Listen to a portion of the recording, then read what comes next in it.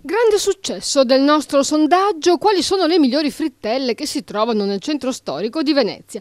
Avete risposto davvero in tantissimi e accanto alle nostre proposte, le veneziane di Rosa Salva, le frittelle alla crema di Tonolo e quelle allo zabaione di Rizzardini, Elena Celegato ha indicato Dolci Tradizioni Basso. Iva Scarpa ha invece segnalato il panificio Scarpa di Piazzale Santa Maria Elisabetta, il Lido, non è di sua proprietà, ha specificato.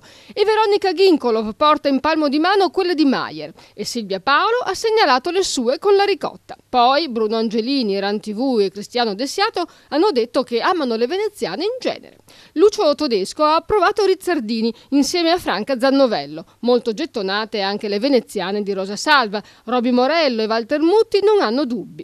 E infine c'è un'altra cuoca che si autopromuove, Anna Pulese, che segnala quelle che fa lei e noi vorremmo tanto assaggiarle. Continuate a dare il vostro voto o le vostre segnalazioni sulla nostra pagina Facebook e fate attenzione perché nei prossimi giorni lanceremo un altro sondaggio sulle frittelle più buone che si possono trovare a Mestre.